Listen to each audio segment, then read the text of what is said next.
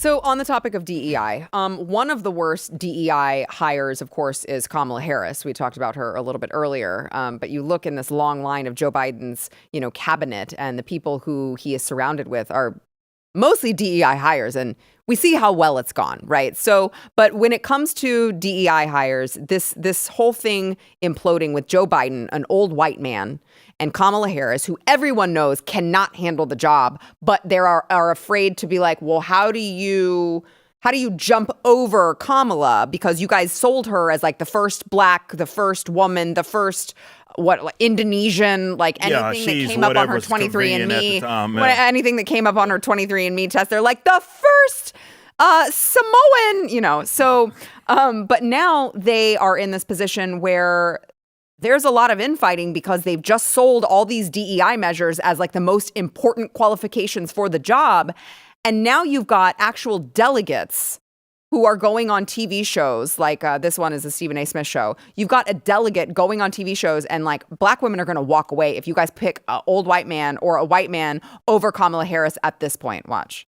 First of all, Stephen, who are we agreeing? There's a long list of Democrats: Kamala Harris, Gavin Newsom, Gretchen Whitmer. The list goes on and on and on. You've named 4 or 5 people. Where is their consensus? You've got to build consensus, and there is not consensus right now. If you pick a white man over Kamala Harris, black women, I can tell you this, we're going to walk away. We're going to blow the party up. I love that. Pick Kamala. Why not? Yeah. We need to switch gears. Maybe we need to try to get figure that out. Make them blow this party up. Gavin Newsom, is that what we're getting? Who we're getting behind? He's a white man, and apparently you can't do that. You can't do that, or black women will walk away. And I'm like, guys, Democrats, you've done it to yourselves, right? Like, you radicalize all of these people on all of these initiatives. You radicalize people on Palestine, and then they're mad that you're not going far enough against Israel, and they're not going to vote for you. You radicalize these people on climate change, and they're mad that you still use, private jets, and they're not going to vote for you. And now you have told these people that the most important qualification for the job is for someone to be black or gay or whatever the case may be. And now they're like, no, if you don't choose her, we're gonna blow up the party. I love this. I can't wait to watch that happen. It's just, I can't even think of a worse thing really than just voting for someone because they have the same skin color as you.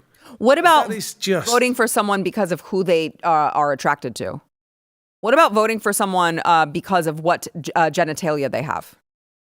I mean, I'm just saying it gets dumber. Unbelievable. It's so dumb. I mean, it's so colossally dumb. And they're exposing themselves, right? Yeah. They're just saying what they are, and that's it. So black women can't discern for themselves, apparently now, whether someone is good or bad for them. They are just following someone because of their color. And by the way, it's a woman.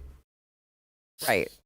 It never had made sense, but that's fortunately what these people believe. And I think look, people are individuals. I get it. There's a lot of hive mind, a lot of collectivism that is run amok in this country in terms of how people think. But, I like to be a little more optimistic that people are realizing that that's the most boring thing about you. And it doesn't mean, as I say on the show all the time, all skin folk ain't kinfolk. So just because you and I got the same color does not mean you and I have the same set of morals or ethics or we believe in the same thing at all. And you don't owe, I'm not owed your support, and you're certainly not owed mine just because you have the same skin tone. But to your point, Sarah, that's really all that they brought in is a bunch of people who believe that sort of collectivistic stuff. So if you don't give them that bone, well, they feel betrayed. Mm-hmm. And, it's coming back to bite them in the tail. I mean, it's hard for me to understand the mentality of like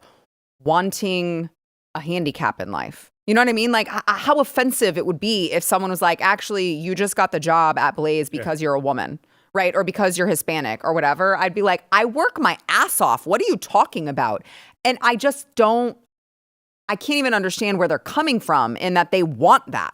Like they want to get jobs purely because of the color of their skin rather than they're the most qualified. Well, I think it's offensive. I think there was a point, and I can talk to this in Hollywood. As the white man at the table. As a white man, I'm gonna black explain this to you. We've got like 20 seconds. No, but I think that, look, growing up in the UK, you know, one of my very closest friends, a black actor, is actually one of the best actors I've ever worked with. He's amazing.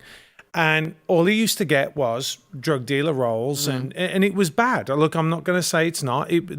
That's all he got, even though he was brilliant. Then he started getting more and more roles, which he deserved. And then in recent years, he said to me, it's great that I'm getting the roles, but I don't feel like I can't be sure that I earned it. That I earned it, yeah. And that's a horrible position to be in, because he's truly probably the greatest. And I've worked with Michael Caine. I've worked with the best in the world. Yeah. He's probably the best actor I've ever seen.